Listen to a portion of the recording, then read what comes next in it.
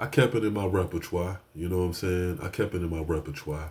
I kept it as a reminder that you know you gotta have skills and abilities and accomplishments.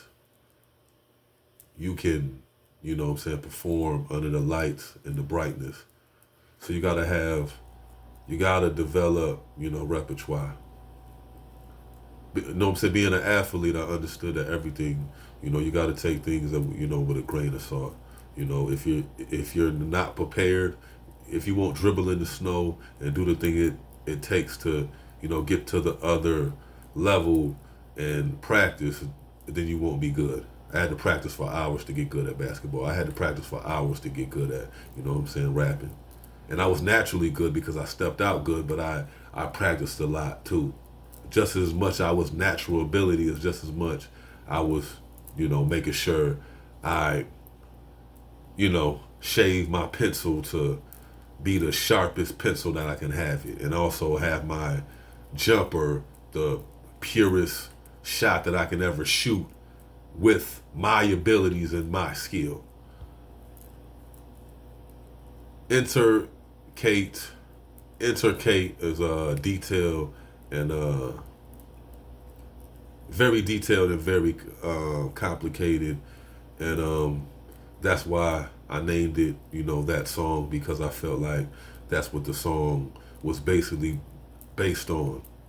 It was kind of, you know, talking about sex, trafficking, and kids being, you know, abducted and girls being raped and things like that. So I wanted to get to my pure essence of myself and still bring a little bit of mystery with not making it too complicated.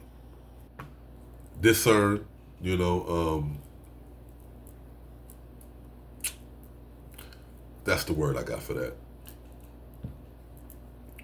I mean, my heart sometimes was vacant. You know what I'm saying?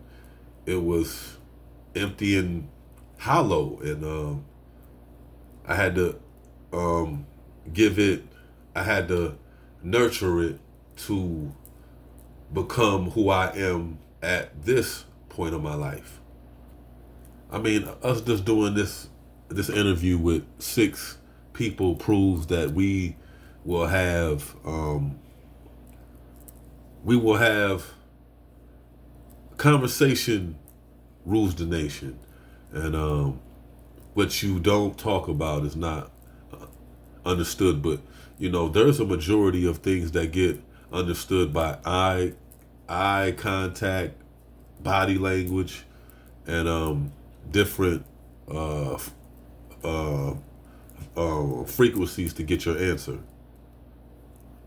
I mean, I don't want to be beneficial and flexible on the examples that I'm given, but everything's not placed in the right spot. You know, no, you can't ask me about why I'm getting mad because you're talking about my wife, and then bring up a whole nother woman who's in a relationship, and then drop it on me like a big surprise, and then scatter away, and then come back to another conversation like, yeah man, what do you think about you and your wife and this and that? Oh, you remember that girl? Oh yeah. And how was the kids? And how? No, we ain't gonna do that.